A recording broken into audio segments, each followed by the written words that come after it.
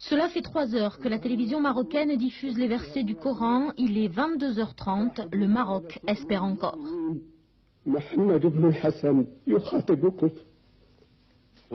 Quand Sidi Mohamed apparaît à la télévision, le peuple comprend aussitôt. Il s'appelle désormais Mohamed VI. Son père, le roi Hassan II, est mort. Avec à ses côtés son frère cadet, Moulay Rachid, le jeune prince héritier exhorte son peuple à être calme et patient dans la douleur. Mais au Maroc, la douleur ne se mesure pas. Quelques minutes après l'annonce officielle, 3000 personnes se rassemblent devant l'enceinte fermée du palais royal de Rabat. À l'intérieur se trouve déjà la dépouille du roi Hassan II, et c'est pour crier sa gloire que durant de longues heures, ces hommes et ces femmes, le plus souvent d'origine modeste, ont récité les versets du Coran. Et pendant que Rabat devenait une ville déserte et recluse, entamant son deuil de 40 jours, le nouveau roi, Mohamed Ben Hassan, Mohamed, le fils d'Hassan, recevait dans son palais les dignitaires marocains. Toutes les personnalités les plus importantes du Maroc, qu'elles soient politiques, militaires, administratives ou économiques, viennent devant lui s'agenouiller et faire acte d'allégeance. Un défilé ininterrompu qui a duré toute la nuit et qui se poursuit encore ce matin. Invité d'honneur de la France le 14 juillet dernier, Hassan II semblait plutôt en forme. En fait, il souffrait déjà de problèmes pulmonaires, mais au Maroc, on ne parle pas des soucis de santé du roi. Descendant du prophète Mahomet, il a donné à son peuple l'image d'un homme invulnérable, protégé par Dieu depuis sa plus tendre enfance. Hassan II a en effet échappé aux attentats les plus spectaculaires.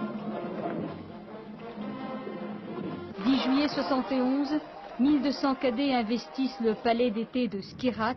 Hassan II y donnait une réception pour son 42e anniversaire. Les soldats tirent dans la foule, il y a 200 morts.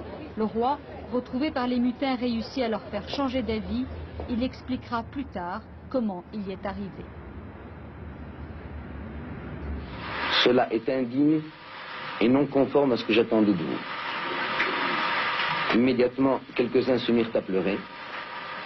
Août 72, Hassan II rentre d'un séjour en France. Son Boeing survole Tétouan quand 6 chasseurs marocains surgissent dans le ciel et ouvrent le feu. Les réacteurs sont touchés, l'avion plonge de 1000 mètres, mais le pilote réussit à se poser sur l'aéroport de Rabat. Le roi est sain et sauf. Les complots et attentats l'ont endurci. Il est devenu implacable envers ses ennemis, surtout envers le général Oufkir qui avait organisé l'attaque contre son avion.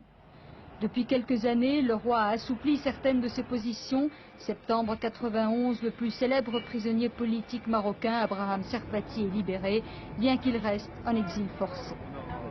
En 98, le roi nomme un socialiste, Abderrahmane Youssoufi, à la tête du gouvernement. Celui-ci promet de faire une politique d'ouverture et améliore l'image de marque du royaume. Pourtant, en 38 ans de règne, c'est surtout le déclenchement de la Marche verte que l'histoire retiendra comme étant la plus grande réussite de Hassan II. Il récupère le Sahara occidental sans qu'une goutte de sang ne soit versée. Il profitera longtemps de ce coup de génie qui a unifié pendant des années le peuple marocain derrière son roi. Michel Jobert, né au Maroc, ancien ministre des Affaires étrangères de Georges Pompidou, insiste sur ce qui caractérisait le mieux l'ancien souverain marocain. L'extrême attention au présent, le souci du futur et une prudence de sioux, si je puis dire. Il évaluait les situations face auxquelles il était, et au Maroc, les situations sont toujours complexes.